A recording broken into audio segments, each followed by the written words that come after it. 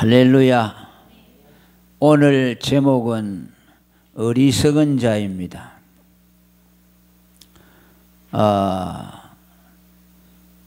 어리석은 자는 그 마음에 이르기를 하나님이 없다 하도다. 저희는 부패하고 소행이 가정하여 선을 행하는 자가 없도다 라고 말씀합니다. 어리석은 자는 어떤 사람인가 라는 것을 우리에게 정의해 주고 있습니다. 여기서 어리석은 자라고 하는 말씀은 세상에 지혜가 없어서나 또 지식이 없어서 어리석은 자가 아니고 영적으로 하나님 앞에서 미련하고 어리석은 사람을 두고 한 말씀입니다. 왜냐하면 하나님께는 세상의 지혜나 지식이나 이것이 아무것도 아닙니다. 우리 인간들 사이에는 인간의 지혜나 지식이 대단한 것으로 여겨지지요. 그 지식을 가지고 인생이 달라지기도 하고 높은 위치에 올라가기도 하고 또 지식이 부족해서 자기가 원하는 것을 얻지 못하기도 하고 그러지만은 하나님 앞에서는 인간의 지혜와 지식이라는 것은 가치가 없어요. 그래서 하나님은 이 어리석다 하는 말씀을 쓸 때는 세상의 지혜와 무관하게 말씀하고 있습니다. 고린도전서 3장 19절에 보면 이 세상의 지혜는 하나님께 미련한 것이라고 말씀합니다. 사람들은 이 세상의 지혜를 칭송하지만은 하나님께는 더없이 미련하고 어리석은 것이라고 말씀합니다.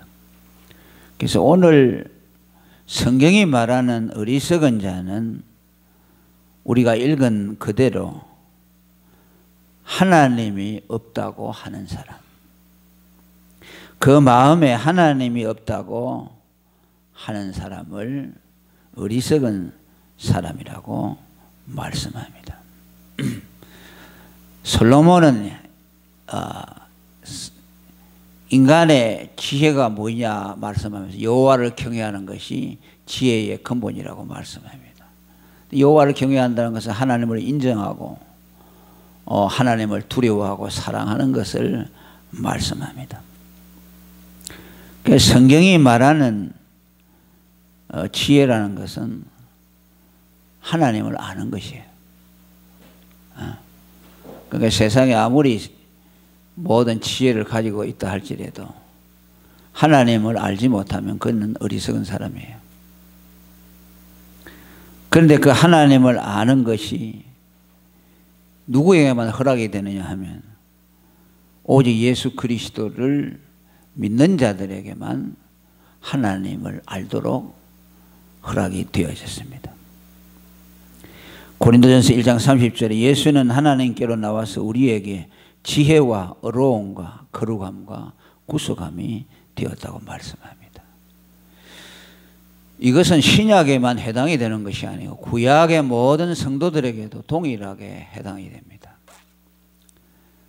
지혜로운 자는 신약에만 있는 것이 아니고 구약에도 있는데 하나님을 아는 자들이죠. 그러니까 하나님을 안다는 것은 오직 한 길밖에 없습니다. 신약이나 구약이나 그리스도를 통해서만 하나님이 알려지기 때문에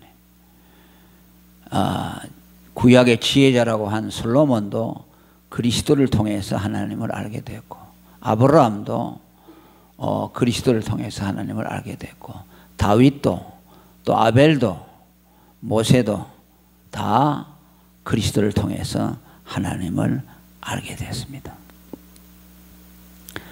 그리스도가 없이는 인간은 무지의 구름에 쌓여서 하나님을 알 수가 없어요. 하나님을 모르니까 하나님이 없다고 하는 것이죠. 하나님을 안다면은 하나님을 모른다고 할 수가 없죠. 하나님이 없다고 할 수가 없어요. 하나님이 눈에 안 보이고 하나님이 잡혀지지 아니하고 하나님이 의식되지 아니하니까 하나님이 없다고 하는 거죠. 그러나 그리스도를 통해서 하나님을 밝히 알게 되면 하나님을 없다고 말할 수가 없습니다. 그래서 사람이 아무리 총명하고 지식이 많고 또 세상에 학문이 많아도 그리스도를 소유하지 못한 사람은 어리석은 자이고 하나님을 결코 알 수가 없습니다. 고린도전서 1장 24절에도 그리스도는 하나님의 능력이요 하나님의 지혜라고 말씀하셨습니다. 그러니까 지식이 아무리 없어도 무식하더라도 그리스도를 믿게 되면 그 사람은 지혜로운 사람이에요. 그 사람은 하나님을 아는 사람이기 때문에 그래요. 이것이 신비한 일이죠.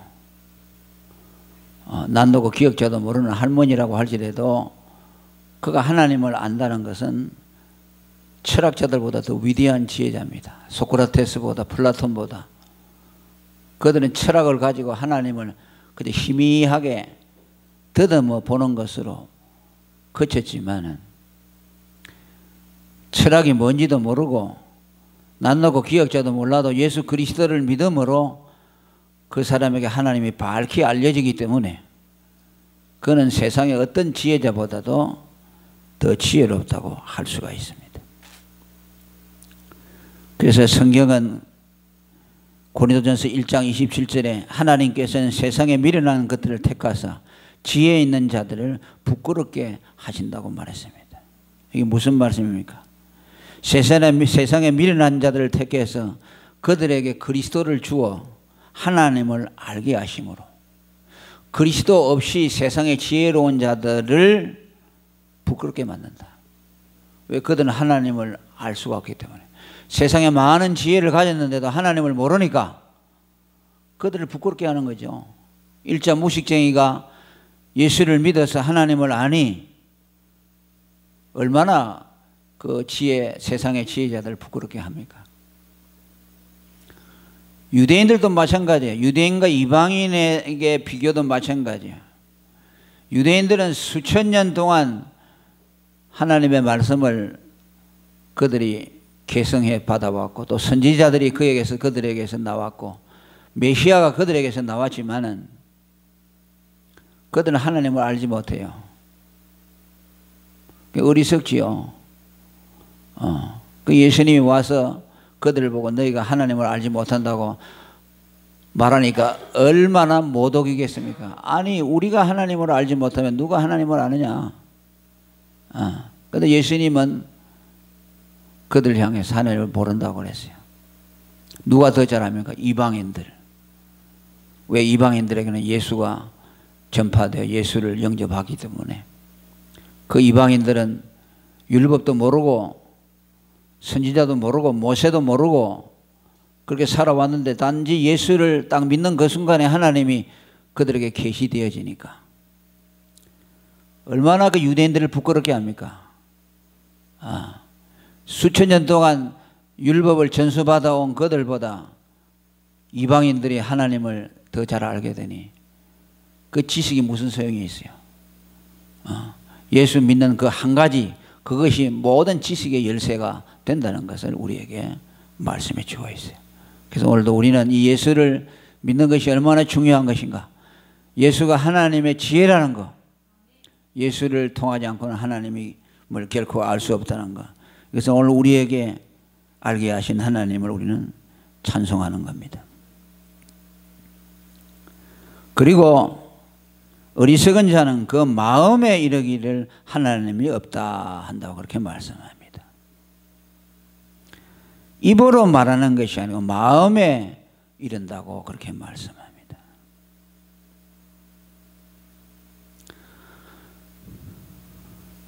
그러니까 오늘 이 신앙이라는 것이 그 신앙의 좌소가 어디냐니까 마음이에요. 입으로 말하기를 하나님이 없다 하는 것이 아니고 그 마음에 이르기를 하나님이 없다라고 말씀했다고 합니다. 입으로 말하는 것은 누구나 다 알아들 수가 있죠. 누가 하나님이 없다고 말을 표현하면은 저 사람 불신자구나 알 수가 있죠. 그러나 마음으로 말하는 사람들은 알 수가 없어요. 마음으로 하나님이 없다 그렇게 하면 그 누가 알 수 있겠어요. 그런데 여기 보니까 마음에 이르기를 하나님이 없다고 하니까 이 마음으로 하는 말을 알아들을 수 있는 분은 하나님밖에 없죠. 사람은 못 알아들어요. 그러니까 하나님이 그 마음으로 말하는 것을 알아듣고 저 어리석은 자 마음으로 하나님을 없다고 하는구나 라고 지금 말씀하고 있는 거예요.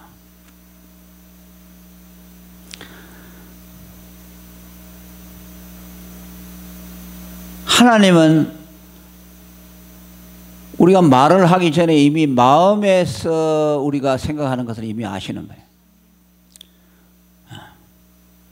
마음으로 말하는 것을 알아들을 수 있는 분은 하나님 한 분뿐이십니다. 그분은 전지하신 전능하신 하나님이시기 때문에. 그러니까 우리 신앙이라는 것이 말을 가지고 와서 하나님 앞에 검증받는 것이 아니라 우리 마음의 깊은 곳에서 우러나오는 그것을 하나님이 보시는 거야. 마태복음 9장에 보면 중풍병자를 일으키시는 예수님이 그 중풍병자를 향해서 내가 네 죄를 사해서 일어나 걸으라 라고 말씀하니까 유대인들이 그것을 보고 제가 네기에 사람의 죄를 사하는가 마음속으로 그렇게 생각했는데 예수님이 그 마음을 알아차렸어요. 너희가 어찌하여 악한 생각을 하냐라고 말했어요. 깜짝 놀랐죠. 유대인들이 말로 표현 안 하고 마음으로만 생각을 했는데 예수님이 그것을 다 파악을 하고 그들을 책망했습니다. 인자는 세상에서 죄를 사는 권세가 있는 줄 알지 못하느냐. 그 말은 예수가 하나님이시라는 말씀이죠. 내가 하나님이기 때문에 저 중풍병자의 죄를 사할 수가 있고 그의 병을 고쳐줄 수가 있다는 것을 말씀하는 겁니다.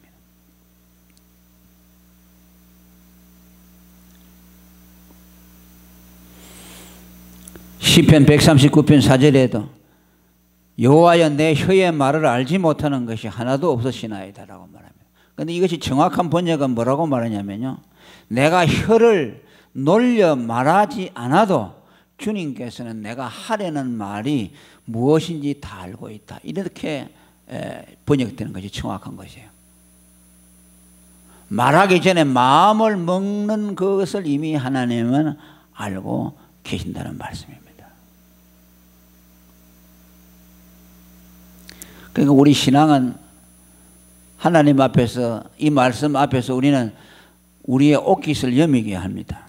우리의 행동과 우리의 말을 하기 전에 우리 마음속에서 우리가 먹고 있는 생각, 그것을 이미 하나님이 파악하고 계신다는 뜻입니다.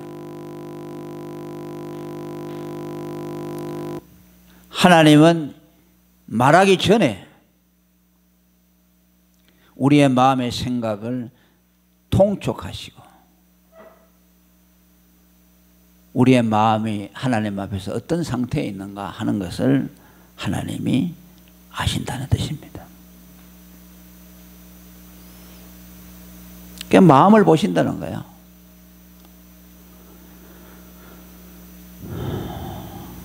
우리의 믿음도, 우리의 믿음의 진실성도 우리의 태도가 나타나기 전에 우리의 마음을 보시고 믿음을 판단하십니다. 로마서 10장 10절에 보면 마음으로 믿어 어렵다 함을 받고 입으로 시인하여 구원을 받는다고 말합니다. 우리의 믿음이 어디에서부터 시작합니까? 우리의 마음에서 시작한다. 마음으로 믿고 어렵다 함을 받고 그 다음에 그 결과로 입으로 시인하여 구원을 받는다고 말씀합니다. 예수 그리스도를 마음에 모시는 것, 에베소 3장 17절에 그리스도를 우리가 모시는 것도 마음이라고 말씀합니다. 믿음으로 말미암아 그리스도를 우리 마음에 계시게 한다고 말씀합니다. 이것은 예수를 우리가 믿을 때 하나님은 이미 창세전에 우리를 택해 주시고 우리를 중생시켜서 우리의 마음에 참된 믿음을 가질 수 있도록 역사해 주신 결과입니다. 이건 거듭남의 은총입니다.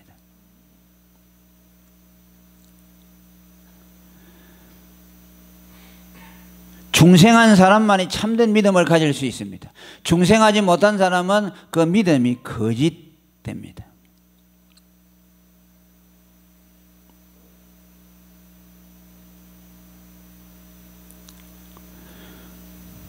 물론 또 우리가 입으로 시인하는 것도 중요합니다.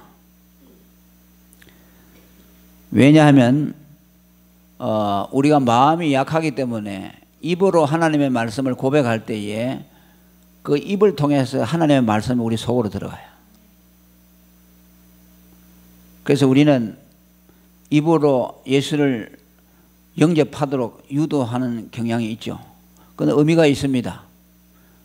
처음에 복음을 전해가지고 우리가 당신 예수를 입으로 구주로 영접하세요라고 하죠.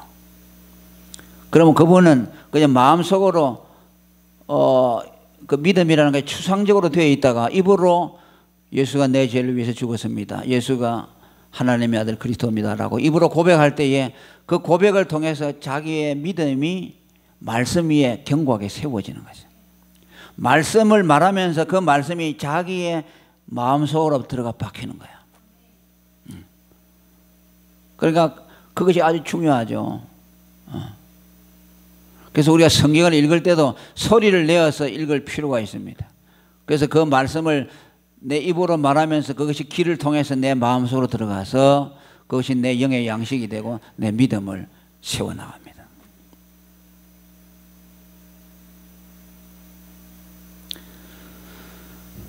그러니까 말씀을 입으로 시인하고 고백하는 것도 매우 중요합니다.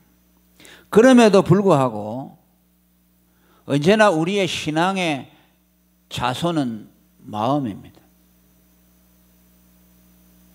성경은 분명히 말합니다. 로마서 10장 13절에 누구든지 주의 이름을 부르는 자는 구원을 얻으리라고 말씀했습니다. 그러나 마태복음 7장 21절에 보면 입으로 주여 주여 하는 자가 다 천국에 들어갈 것이 아니라고 말씀합니다. 그게 무슨 말입니까? 입으로 주여 주여 하면서도 믿음 없이 할 수 있다는 말이죠. 입으로는 믿음을 고백하면서도 마음은 믿지 아니할 수가 있다는 거죠. 그러나 마음이 믿는데 입이 거짓되게 고백할 수는 없어요. 입으로는 거짓되게 고백할 수 있어도 마음은 참되지 않으면서 입으로 거짓 고백할 수 있어요. 그러나 마음은 속일 수가 없죠. 마음은. 그 사람의 믿음은 마음에 네가 예수를 어떻게 생각하냐, 마음에 하나님을 어떻게 생각하느냐. 이거는 누가 뭐 판단할 수가 없어요. 이거는 뭐 누가 칭찬해 줄 수도 없어요. 마음이라는 것은 하나님 앞에서 자기가 가지고 있는 것이니까 이것은 속일 수도 없죠. 우리가 여러 사람이 여기 함께 있을 때는 입으로 막 고백하고 찬송도 부르고 기도도 하고 하면서 아 내가 믿음이 있구나 이렇게 생각이 되지만은 내가 홀로 고요히 있을 때 내가 하나님 앞에서 내 영혼을 바라보면서 내 영혼의 믿음이 하나님 앞에서 진실하냐라고 물어볼 때는 그때는 단독자로 서는 거죠. 그때는 누구의 지원도 받을 수가 없고 벌거벗은 몸으로 하나님 앞에 서는 거죠. 그러니까 오늘 마음으로 하나님이 없다고 한다는 것은 그 사람이 참으로 하나님을 모른다고 하는 사람이에요. 하나님이 없다는 것이죠.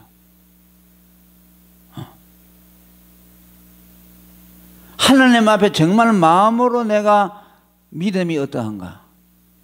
마음으로 하나님을 참으로 인정하는가? 하나님 앞에서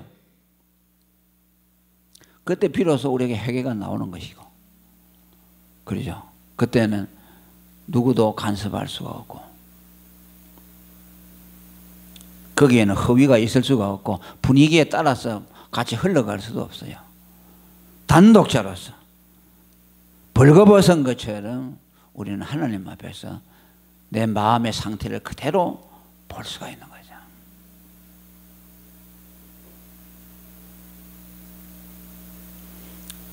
그래서 잠언서 4장에 말씀한 대로 우리 마음이 가장 중요하다고 그랬죠. 생명의 근원이 여기서 난다, 그렇게 말씀합니다.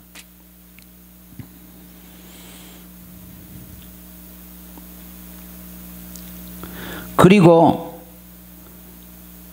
하나님을 없다고 부인하는 이 어리석은 자들의 결과를 말합니다. 그 열매를 말하는데 뭐라고 말합니까? 저희는 부패하고 소행이 가정하여 선을 행하는 자가 없다고 말합니다. 하나님이 없다고 부인하는 어리석은 자들의 열매가 뭐냐? 저희는 부패하다는 거예요. 부패하고 소행이 가정하여 선을 행하지 않는다고 말합니다. 그러니까 그 결과지요. 마음의 결과. 하나님을 인정하지 아니하는 자의 삶은 부패하고 소행이 가증하며 선이 따르지 아니한다는 말씀이죠. 열매가 없다는 말씀입니다. 그러니까 우리의 삶이라는 것은 우리 믿음의 결과입니다. 우리의 삶이 구원을 이루는 것이 아니고 예수를 믿은 사람에게 따라오는 결과를 말하는 거예요. 구원받은 사람에게 따라오는 결과. 하나님이 있다고 믿는 사람은 그 삶에 열매가 있게 되고, 하나님이 없다고 부인하는 어리석은 자들에게는 거기에 열매가 따라올 수 없다는 말씀입니다. 성경 곳곳에 비슷한 말씀들을 많이 합니다. 이사야 59장 13절에 우리가 여호와를 배반하고 인정치 아니하며 우리 하나님을 쫓는 데서 돌이켜 포악과 패역을 말하며 거짓말을 마음에 잉태하고 바란다고 말합니다. 하나님을 인정하지 아니하고 하나님을 배반하는 자들에게 따라오는 열매를 말씀합니다.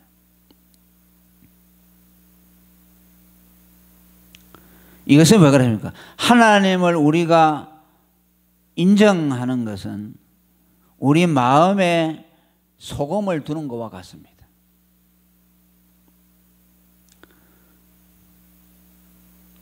하나님을 인정한다는 말은 하나님을 우리 마음에 모신다는 말씀인데, 그 하나님을 마음에 모신다는 것은 소금을 두는 것과 같아서 우리 삶을 부패해서 방지해 준다는 말씀입니다.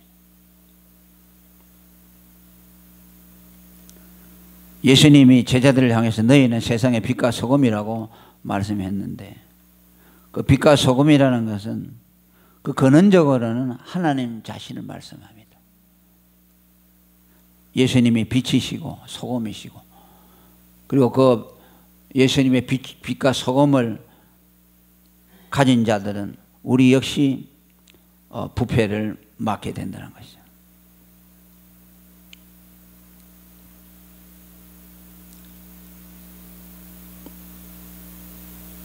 물론 우리는 약하기 때문에 하나님을 모시고서도 우리는 우리의 삶 속에서 참다운 열매를 맺지 못할 수도 있습니다. 그러나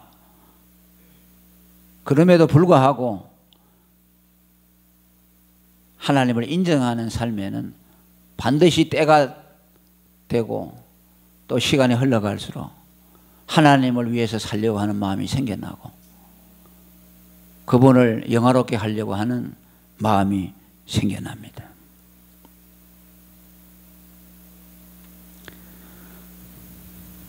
그리고 이 하나님을 없다고 하는 말씀은 보다 적극적인 악인 것을 오늘 성경은 우리에게 말씀합니다.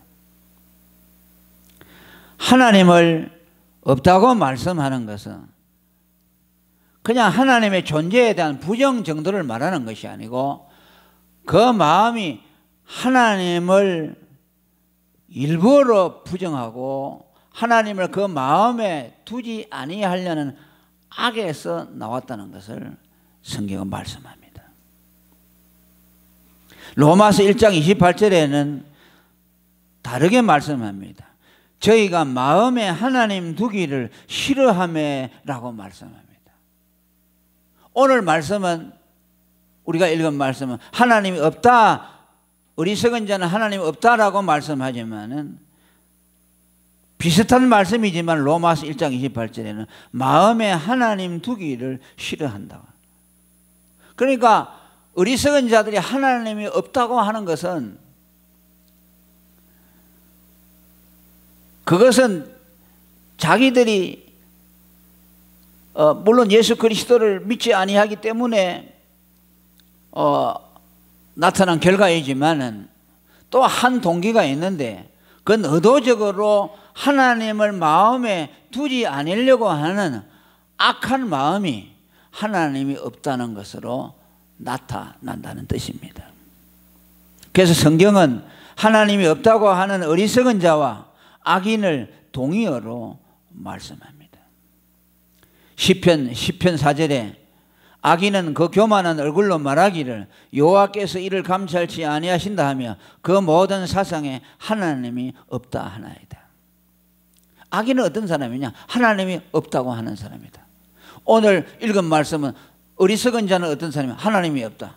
오늘 본문은 하나님이 없다 하는 것을 어리석은 자라고 조금 더 부드럽게 말하지만은 시편에는 악인이라고 말합니다. 그러니까 어리석은 자는 어떤 사람이냐? 악인이라는 말씀이요. 악인과 어리석은 자는 동의어라는 뜻입니다. 하나님이 없다고 하는 것은 그냥 자기가 생각하기에는 하나님이 없는 것 같다라는 생각에서 하나님이 없다고 하는 것이 아니라 하나님을 고의적으로 부정하는 것이라는 거죠.